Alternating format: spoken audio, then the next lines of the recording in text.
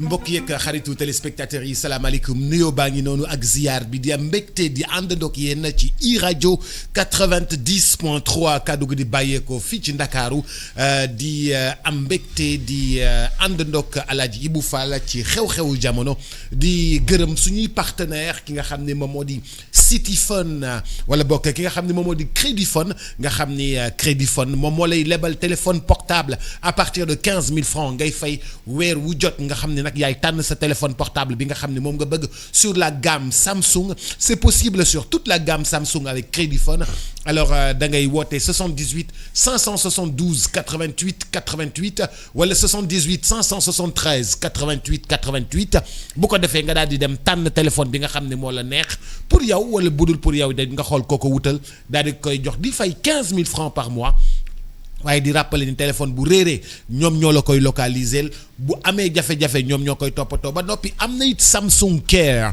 nga xam ne moom mooy garantie lépp loo xam ne moom moo nekk ci biir téléphone bi kon macha allah Crédifone di ci woo jàngalekat yi ñu ñëw jël seen téléphone portable tranquillement les paramilitaires et les militaires et puis les fonctionnaires en général Crédifone vous attend di ko gërëm bu baax di ko sant di gërëm IA service nga xam ne moo leen indi les batteries DBS avec les batteries DBS vous avez la possibilité d'avoir de l'électricité même en coupure de courant c'est presque un groupe électrogène nga xam ni nag da nga doon jënd groupe électrogène bu rëy jaratu ko li nga xam ni moom moo di maanaam batterie DBS ngay installé boo ko yow yaay tànn li nga xam ne moom nga bëgg muy fonctionner ci kër gi bu la neexee benn clim wala ñaari clim bu la neexee lampe yi di tàkk nga daal di wàññi frigidaire beeg réfrigérateur beeg congélateur beeg yooyu nga daal di koy wàññi daal di teg na le utiliser clim bi ak li nga xam ne moom moo di peut-être téléviseur wala sax télé yaay tànn booy tabax tamit sa kër ñu daal di lay gunge defal la moitié bu la neexee moitié en solaire li si des nga def ko daal di koy jaarale ci Senelec di ko gërëm bu baax a baax di ko sant di gërëm bu baax a baax ki nga xam ni moom moo di suñu partenaire bii nga xam ni moom moo di Ombilico nga xam ni nag bu ñu la defalee courant ak ay service ba noppi daal di lay meubleel sa kër ameublement bi nag Ombilico moo ko jël en charge Ombilico pour salon chambre à coucher armoire décoration d'intérieur tête de lit quels que soient les besoins décoration d'intérieur Ombilico est à votre côté au 77 519 18 04 ma di nuyu tey siyaare Alaaji Ibou Fall salaamaaleykum. Boubs maa ngi lay nuyu di nuyu. les gens normaux à 46% yi xam ne daal ñoom merewuñu kenn duñu takk ndoom comme nuyul waa 54 les gens appellent à un jubo national non. à un jubo national yéen seen biir jaxasoo na non les gens appellent à un jubo national yéen à un jubo national yéen déjà seen biir jaxasoo na ñi naan Diomaye laa faral ñi naan Sonko laa faral jubo yéen kay bu ma deret bi laal heureusement que Sonko a dit au gars de Kër Massar non arrête tout ça viens heureusement waaye yow Boubs heureusement veste waa ji doo ci wax ay waay 54% Ibou lan veste bu dafa rafet xam man lan moom ma jaaxal naka lay tailleur di jëlee tissu bu orange taillé ci veste ba pare yaakaar ne dina am client non Ibou les couleurs qui n'allaient jamais ensemble se côtoient aujourd'hui avec la mode. 54%. C'est fashion, ça c'est fashion. Que 54% yi daal nga fay déglu baax lu ma lay wax. Les couleurs qui n'allaient jamais ensemble se côtoient. Ça c'est fashion. Boubs ça c'est fashion. loolu doo dugg kër waa 46% ba fekk ko fa. Non, it's fashion. Heureusement que monsieur Sonko monsieur le Premier ministre a désamorcé la bombe. man loolu yëpp waxuma. Sinon le président allait en prendre pour ça. non man loolu yëpp waxuma man vestam bi moo ma jaaxal. xam naa ne su ma doon reporter li muy wax du ma ko dégg parce que veste bi la. Ibou c'est très élégant. dëgg la. le orange là. ay waay c'est non Ibou xam nga jamono yi ñu toll. fashion couleur la. fashion couleur la ay vieille école la. waaw yow vieille école nga moo tax. donc des couleurs qui n'allaient jamais déggoo loolu. xanaa déggoo loolu. dañuy def benn défilé de mode ñu ne. man su ma doon couvrir événement bi damay déconcentré parce que li muy wax du ma ko dégg ndax. c'est fashion de. c'est l'été. Ah, d'accord. été ay couleurs yu fashion ngay laal. dëgg la c'est bien. yéen nag xam nga école bu yàgg bi. Ah.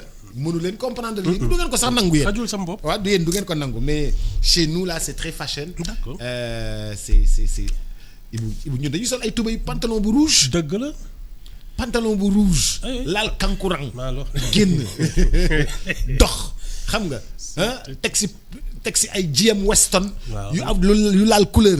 Ibu ñun dañoo rax congolais de. dëgg ak gabonais.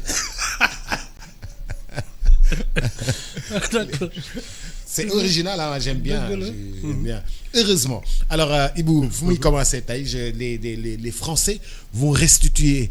Je pense que c'est peut-être le dernier Les emprises, dernier waaw, jour. li nga xam ni moom moo di base militaire yi nga xam ni moom la ñu amee woon fii. C'est symbolique c'est symbolique de 60 ans d'indépendance, plus de 60 ans d'indépendance. non xam nga Boubs xam man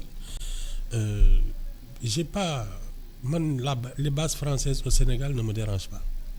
Dérangé wu la benn yoon. musuma déranger parce que l'état de la coopération entre le Sénégal et la France. may nañu loolu. man ça c'est pas un problème. man xam nga lan laa gën a gëm ci retrait wu troupes françaises yi. La France a besoin de faire des économies parce que lii c'est beaucoup d'argent.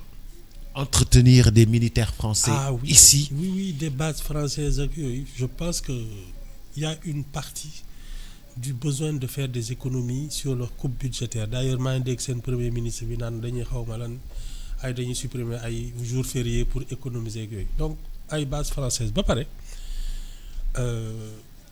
man quand on me parle de souveraineté Boubs xam lan laa gën a gëm nga mën defaral sa bopp fetal defal sa bopp ay drone yor sa surveillance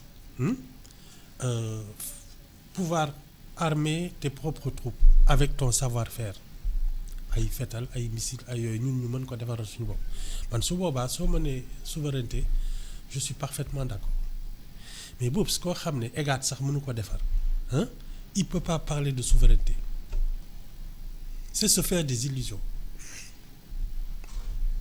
Mais Maintenant les gens ont l'orgueil mal placé oui tubaab bi lu ñu fiy def ak yooyu mais attends dans le monde entier il y a des troupes étrangères ay Europe ak yooyu am na ay bases américaines en Allemagne ak yooyu tu vas pas me dire que c'est pas des gens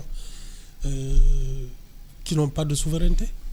oui mais non loolu c'est de l'orgueil mal placé man li ma gën a gëm c'est que la France a besoin de faire des économies dans ces choses-là ils retirent leurs troupes maintenant que les Sénégalais s'en glorifient bon xam nga c'est de l'enfantillage xam nga kan moo njëkkoon ne nañuy jox suñu suuf. Ablaye Wade d'ailleurs moo libéré fi nga xam ni foofu la marine bi nekk. C'est ça. foofu la njëkk a libéré te jamono Ablaye Wade. Oh oui non. Et c'est puis une moom continuité.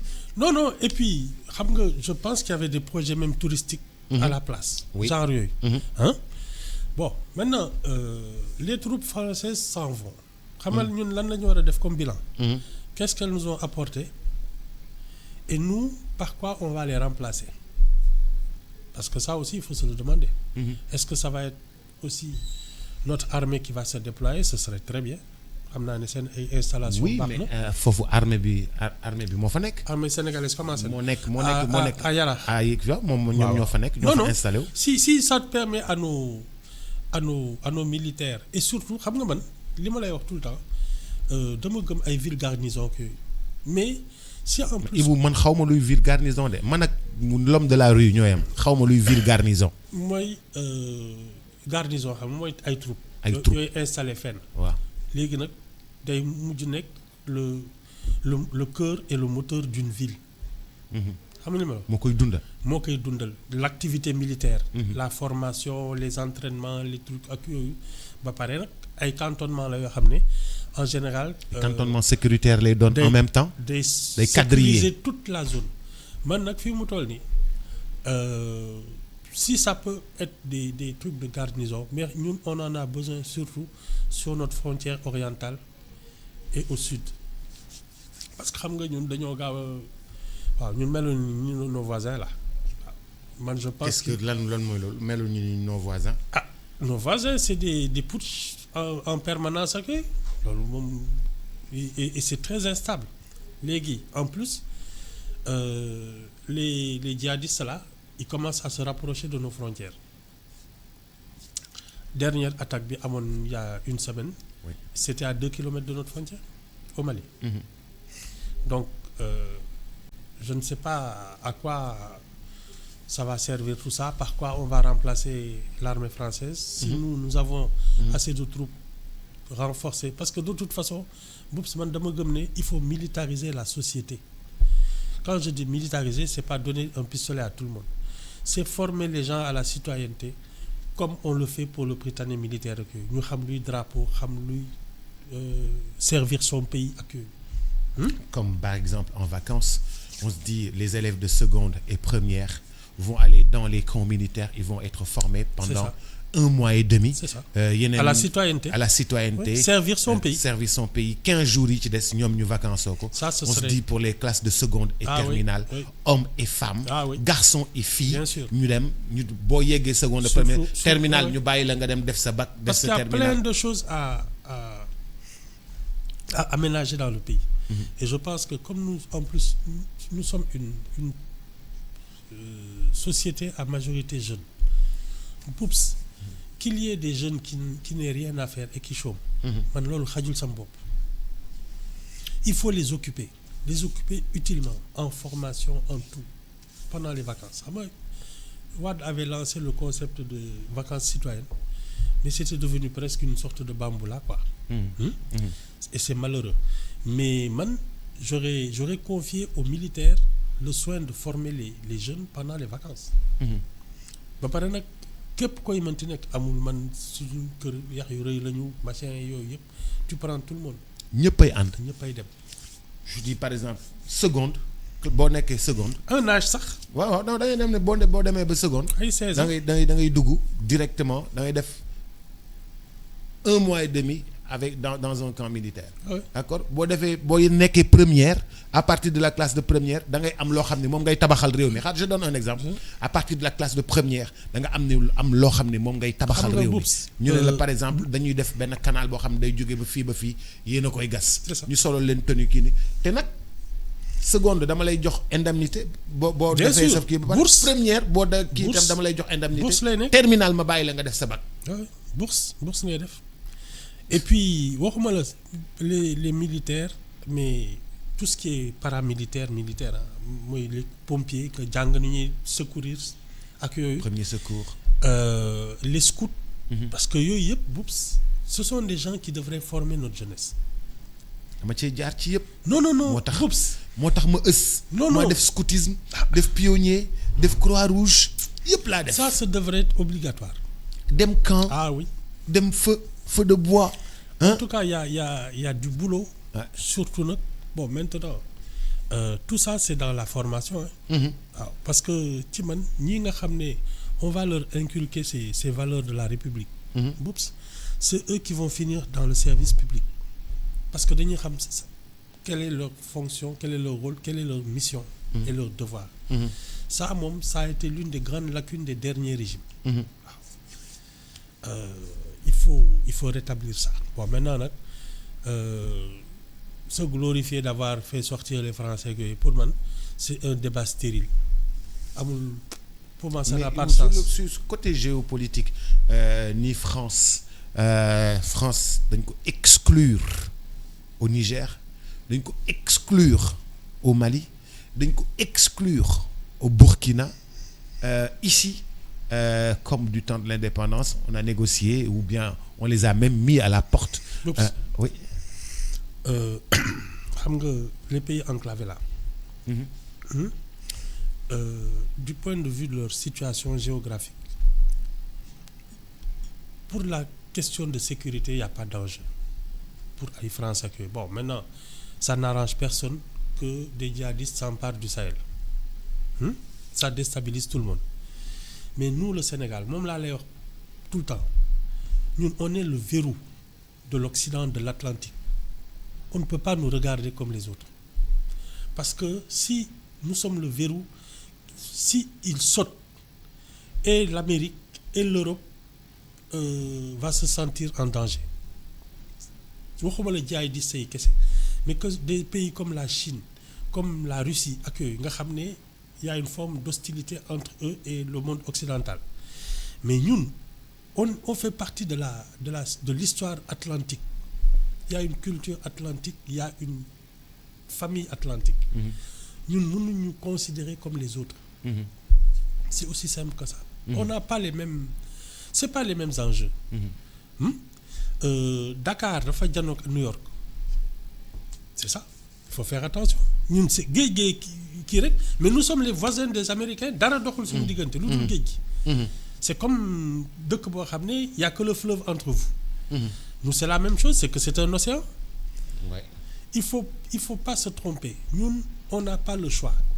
On doit faire attention parce qu'il est question de la stabilité de l'Atlantique. Voilà. C'est ça. On peut pas nous parler comme aux autres. Moo tax j'ai pas compris que le président sénégalais aille voir le président américain et qu'il ne pose pas ça sur la table. C'était évident. Taws. bu fekkee ni France. dem na joxe loolu. joxe ay bases militaires fii nii ay yeneen militaires ñoo fa nekk. ñun tamit suñu militaires yi dañuy élargir c'est en face Batran seen camp bi ñu nekk fii moo janoog Batran. Il y a aussi beaucoup de résidences. Bien sûr. Beaucoup de résidences. Ah oui. Beaucoup de résidences yoo xam ni dafay mën a loger. Nos officiers, nos soldats et les soldats et tout ça. C'est une question de le foncier est visé. Le foncier est. À l'époque de Wade, c'était déjà un problème. Le foncier. Ah oui. Mais moom foog naa il avait un projet touristique à la place. Moi, je pense qu'il faut installer nos soldats, nos militaires confortablement. Dans d'excellentes conditions. Oui. Français yi nekk fi nekk dans d'excellentes conditions. Il faut que ñun suñuy militaires nekk fi militaires nekkuñu soient... dans d'excellentes conditions. Il faut. te logement yi nekk foofu noonu ñun dañ ko soxla. Il faut le donner aux militaires, aux gendarmes, à la police. Loolu laa gis. Il faut les mettre dans de bonnes conditions boops. ñun ñoo ko waroon defal suñu bopp. Mais puisque l'occasion est là. Mais il y a pas de raison. nañ ko jox suñu soldats yi. qui prennent la place. C'est ça. Ça va être dina doon loo xam ne day nit ki dina. Oui, et puis je pense que les installations ne sont pas faites au hasard. Il y a des enjeux stratégiques ni installer les camps accueil. Ils font rien au hasard. Je suis sûr qu'au plan de la stratégie, de la sécurité, am na loo xam ne amal na ñu njëriñ. Parce que ñoom ils s'installent pas comme ça. Non Ibu Dakar nu ñu installé yëfu militaires yi dafa leer. Bu nekk foofu noonu marine bi ma lay wax ni wetu port. Boobu day bloqué lépp loo xam ne daa jëm palais. Beneen bi nga xam ne moo nekk ci Wakam bi day bloqué Batran day bloqué lépp loo xam ni dafay jëm ci corniche bi. Bi nga xam ne moom moo nekk ci corniche bi tamit dafay bloqué lépp loo xam ne dafa jëm ci corniche bi nga xam ne moom moo nekk Liberté 6. Boobu tamit dafay bloqué lépp loo xam ne dafay dem jóge VDN jëm palais. Donc il y a pas de hasard dans le truc. Donc il faut renforcer les militaires et paramilitaires daal. Parce que ça demande surtout des réunions d'état-major. Hein? Ñoom ñoo ñu gën xam quels sont les dispositifs à prendre pour voilà. Non, mais je pense que ça mérite une vraie étude et une vraie réflexion pour voir comment installer mieux que ça nos forces armées. Am gisuma ci leneen. C'est un plus pour en un an 6 mois, on arrive à demander à la France de partir gentiment, la France qui part gentiment. Oui. Je pense que c'est la France qui a voulu partir. Non. Elle a eu la courtoisie de nous dire. C'est la France qui a voulu partir. Oui. Et a eu la courtoisie de nous dire. Mais Macron wax na ko. entretien militaire yi dafa cher. bi koy Ousmane Sonko di tontu. Waaw. Loolu la Macron wax. Nee na nous avons décidé de partir mais par courtoisie nous avons laissé au pays le soin de l'annoncer. Wala yow da nga fàtte loolu. Non, Boups, je suis pas dans ça. Hein. Tu sais, les questions de militaire, de stratégie, man, bala ma xamone ne mën nañu génne ñëpp. Mooy bés bu problème amee suñuy usine mooy génnee ay fetal ay chars ay missiles ay drones ak yooyu.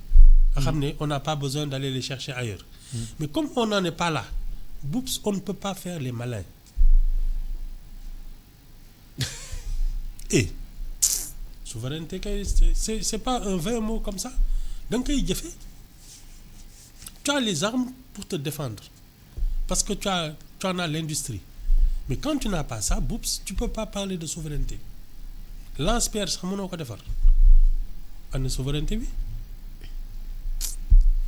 Ibu man damay génn feneen. Dañoo am ay problème ak les bailleurs de fonds mais terewul ñi ngi dund ça veut dire que mën nañu dund sans les bailleurs de fonds. looy woy dund. Hein? looy woy dund.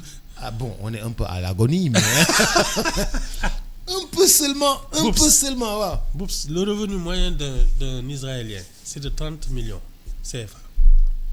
Revenu moyen. waaw un Israélien 30 millions. Xanaa ñun ñu ngi. Le revenu moyen mais Israël ils ont créé des choses. Ils ont créé des choses. Ils sont dans l'IA. Ils sont dans la technologie. Dans le diamant. Ils sont dans le diamant. Les armes. Les armes. Ils sont dans les avions. Ils dominent le commerce international. Ils dominent la banque. La finance. Les finances, c'est normal. Ils sont souverains. Je suis d'accord. Mais nous, Boups, donc on ne peut pas faire les malins. Non. Il ne faut pas se faire d'illusions. Hein. Et nous, à la limite, on peut faire comme la Suisse. C'est-à-dire comme nous avons stabilité, on peut concentrer l'économie de la sous-région chez nous en disant de toute façon, Suisse dañuy ñoom duñu guerre mais ku guerre mo ne kay ma denc la saal ba nga xeex ba pare genre yooyu. Non mais il faut qu'on ait une option claire. Soit on est dans des histoires de souveraineté machin qui ou ay fetal match qui defaral ko suñu bopp. Ou bien on sait que ñun fofu c'est pas notre économie. Et on va chercher autre chose. C'est-à-dire être une grande diplomatie, di négocier arrangement yi fi dugg di génn une place financière, une place industrielle. Mais nous, c'est un problème. Mandal, ça. De toute façon, je pense qu'un pays, une nation a une identité. C'est sur cette base. Et ça dépend de notre géographie, comme de notre histoire. Sur cette base, réfléchir à ce que c'est qu'un vrai Sénégalais. Qu'est-ce qu'il doit être dans une génération? Ñun foog naa ci loolu la ñu war a jublu. te bàyyi xuloo beeg xeex bi. Ibu xuloo beeg xeex bi xam nga ñu ngi koy jéem a teg xam nga le premier ministre a été très courtois de demander à Bilal de ne pas sortir, de ne pas attaquer. À ton avis, qu'est-ce qu'il allait lui demander, qu'est-ce qu'il allait déclarer, Wadi? Non mais xam nga gars les gens proches du premier ministre voudraient tous s'en prendre au président. Ils voulaient tous s'en prendre au président. Moi, je ne présume pas de ce qu'il allait dire, hein, comme Wahol. Non. Ils voulaient tous s'en prendre au président, ça c'est clair. Ça c'est clair, ça se dit. Ça se dit sur les réseaux, ça se dit partout. Hein? Non, gars, ni ñuy menacer. Non, xaar rek. Ni ñuy menacer. Non, ni ñuy menacer Diomaye dafa fort. Boups. Waaw. Il faut être ignorant pour menacer un président. Il faut être ignorant pour menacer un président de la République. Et laaj leen ko ñoom mos nañ ci quand ils ont menacé Macky Sall nu ñu mujjee et tas seen parti dugal leen ci kaso bi c'est pas ça. Il faut être ignorant pour menacer un président. Mais partout ils c'est disent. Une institution.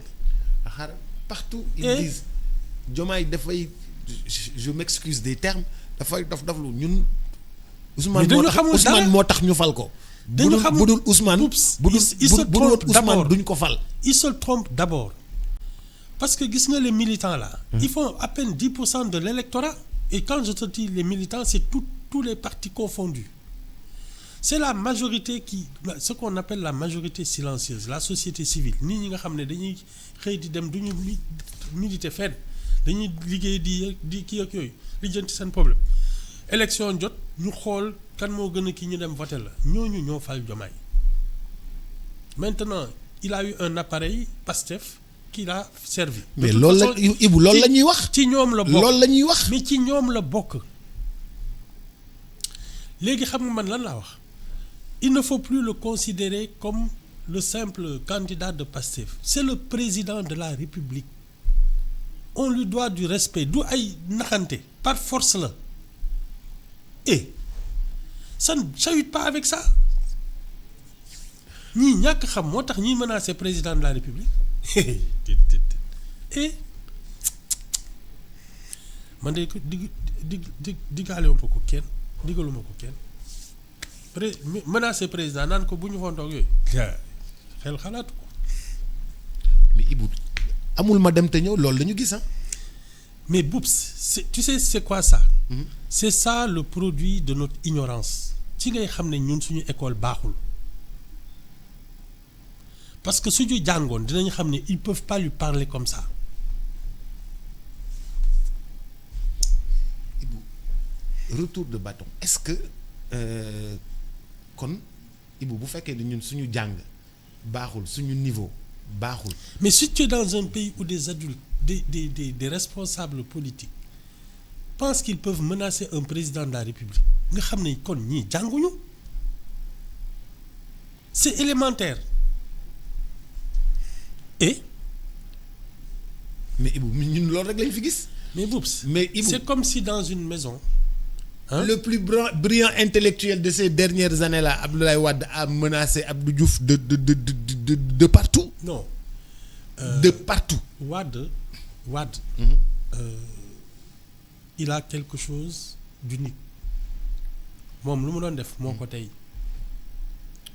su xulooyee bëccëg guddi mu waxtaani musul réeruk Abdou Diouf ñoom suñu xuloon bëccëg nii guddi ñu waxtaan. lii ak lii il savait jusqu'où ne pas aller il le faisait sciemment yow ñii nga may wax seen yaram dafa tàng ñuy wax c'est pas pareil. Wade lu mu def moo ko tey il soufflait le chaud et le froid bu muy xuloo fii di kii ndekkee mu ngi négocier entrer dans un gouvernement wala loolu da nga ko fàtte. ah Wade lu mu def moo ko tey il n'agissait pas comme ça léegi nag. Il engageait l'épreuve de force pour être en position d'obtenir le plus mais musul def lu mu xamul. Et comment c'est même pas comparable Boubs ñii xamuñu lan mooy président de la République. Et Ibou dafa mel ni yow bu ñu la dégg dafa mel ni président moom réew mi quoi. non c'est pas ça. Boubs c'est le symbole de notre République. Le premier symbole, le plus fort, c'est le président. La grandeur du Sénégal et ses servitudes sont incarnées par un homme. Parce que ñun ñoo ko sànnil carte. Man mii sànniluma ko carte, mais je considère que je dois du respect. Grandeur bi mooy dayoo bi. Ah oui, dayoo. La République du Sénégal, Boubs, suñ koy tudd dans le monde. Bon, maintenant ça c'est un peu dégradé, mais ñun. On n'est pas un pays que les gens regardent de haut malgré nos problèmes économiques. Mais Boubs, dans les années 60, notre président de la République était peut-être le plus cultivé, le plus diplômé de la planète. su doon wax dañ koy dégg. C'est ça. Et ça c'est effrité. Tant ñoom Bokassak Idi Amin Dada ñoom ay kérékoog yooyu. Non ay. xam nga Sékou Touré c'était quoi un employé des postes comme Bongo day benn. Un employé des postes. Oui. Ak un agrégé de grammaire. Waaw attends ça n'était même pas comparable. mais Ibou kon ñun dañoo xoolee ba lu bari dégradé aussi suñu. mais même Wade quand il était chef de l'État on disait que c'était le plus diplômé de la planète agrégé en droit économie xaw ma lan kenn xam ay agrégation yu dul jeex. ak ay licence en maths ak ay kenn xamul non ba pare il parlait pas comme ça non Wade su doon wax dañ koy déglu. Il avait réussi à annuler la dette. Ah. À annuler la dette presque du tiers monde. Non. Presque. Boops. Su Wade ak su Diouf les chefs d'État américains xam c'est pas nous qui sommes allés les voir c'est eux qui sont venus loolu la ko fàtte. Su Wade et su Diouf Bush ñëw na fi. Clinton ñëw na fi. Voilà. Barack Obama ñëw na fi. Barack Obama ñëw na fi. Il y a aussi comment il s'appelle mais kooku c'était le vice-président. Des États-Unis Johnson ñëw na fi. Au début des années 60. Attends ñun on n'est pas n'importe quel pays sur la planète ñun ñoo am un problème de management actuellement mais non il faut pas penser que on est un petit pays. Le président de la République du Sénégal Boubs quand il voyage avion lañ koy jox wala du loolu. mooy incarné dayoowu réew mi. Mais attends tu crois que tu peux lui manquer de respect?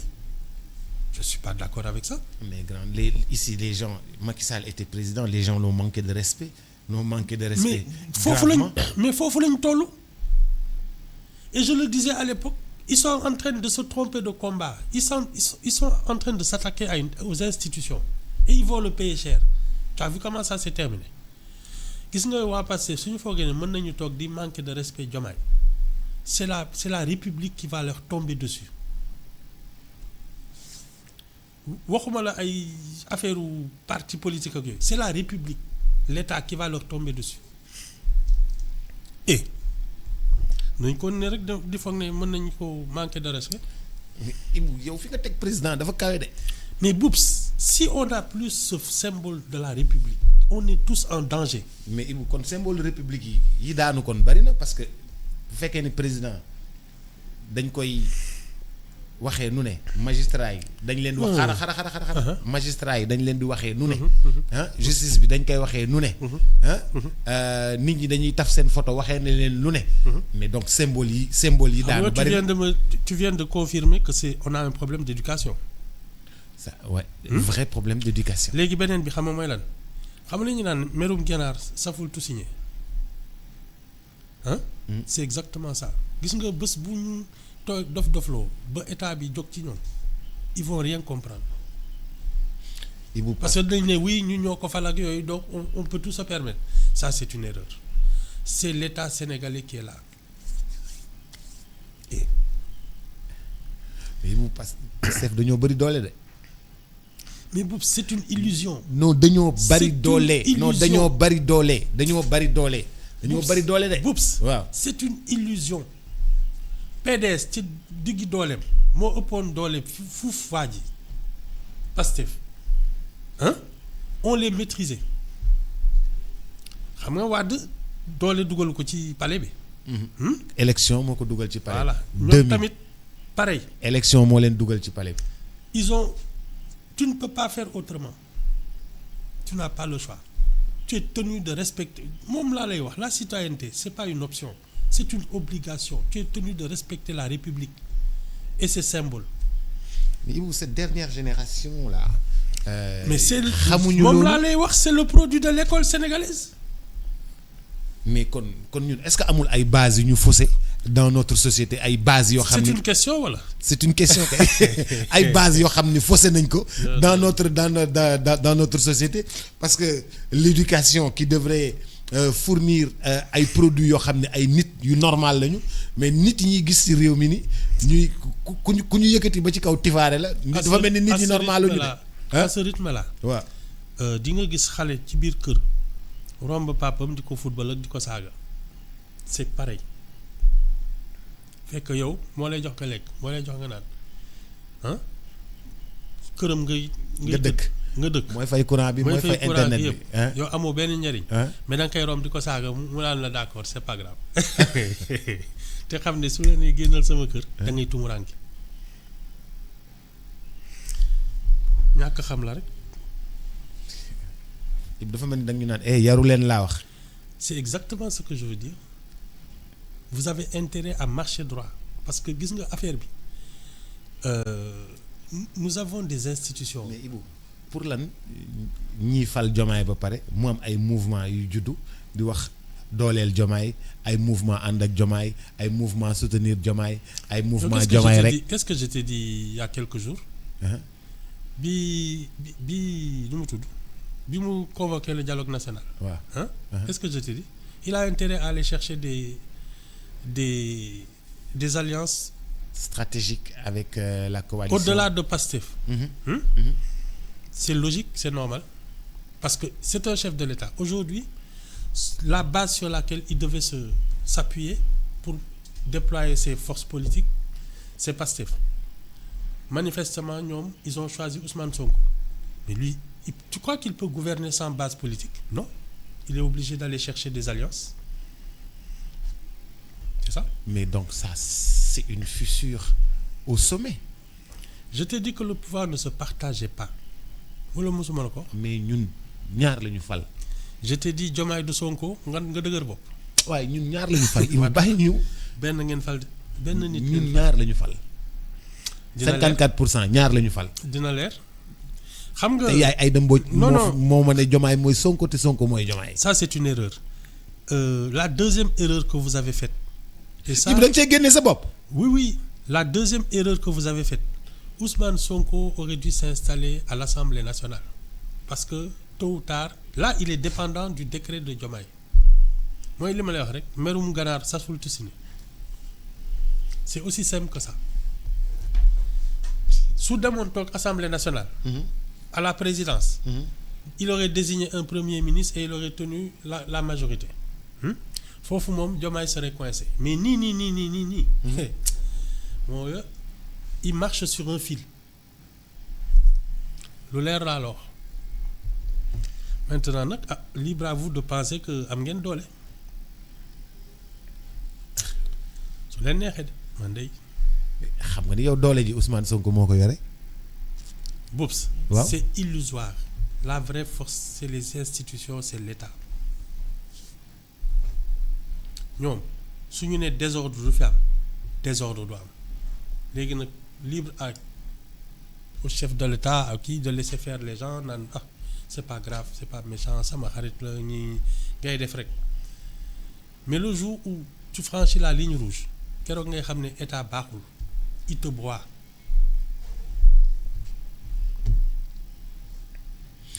Tu sais notre histoire. Nous avons connu le très puissant 97, 98, 99, un tout puissant, un très très très puissant Ousmane Tanor Dieng qui avait tous les soutiens du pays, tous les soutiens et sans exception. Moom sax il n'était pas puissant. Jean Collin moo puissant.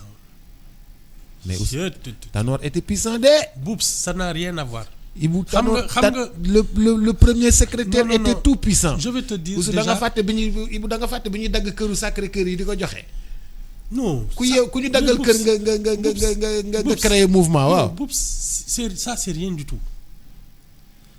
Xam nga ki nga xam ne il a tenu les finances. Parce que su ma juumul il a tenu les finances entre 63 et 70. Ça doit être l'un des plus ministre des finances de la République. Ministère de l'Intérieur nag moom waxi noppi. Nekk na fa de 70 jusqu'à pratiquement 80. Et ensuite il a toujours gardé la main sur ça. Boubs kooku même président de la République ñemewu ko. Non yow yii nga may wax nii. Kooku amoon doole. Non ba pare nag c'est l'étoffe même du bonhomme parce que il a fait l'école d'administration am jaar nekk ay directeur de cabinet fii dugg fii génn na la kii wàcc et je crois qu'il a été même maire de Thiès. Mais Tanor était très puissant. Non. Tanor détenait les rênes. La preuve ils sont tombés. waaw 2000 ils sont tombés. Voilà. Ils sont tombés. Non foofu Jean Collin dafa téye kër gi. ñoom Wade di fuddoog di kii ak yooyu bu téye kër gi dara bougé wu. day leen di jël def ci kaso bi dëkk bi ne teg kooku amoon doole. bàyyi leen caaxaan. non mën nga bëri bruit. nit ñi naan la kii ak yooyu mais ki nga xam ne su ne nii lay demee te noonu lay demee kenn mënu ci dara kooku amoon doole mais là c'est du bruit rek. Ibu li fi xew yow bruit nga ko jàppee. c'est du bruit fii du bruit de. nee naa la merum Gana saful tuuti ne dem leen rek. baax na ñoo ngi lay gërëm 54% yi ñoo ngi lay gërëm. baal naa leen ko. non 54% yi ñoo ngi lay gërëm. ñoo ngi lay nuyu di la ziyaare. mukk tee leen seen loxo. wuy ma yéen waa 46 waa 54 ñu ngi leen di nuyu dégg ngeen. baal nañ leen ko. wuy ma naan leen ndox mu sedd. Merci à toutes et à tous.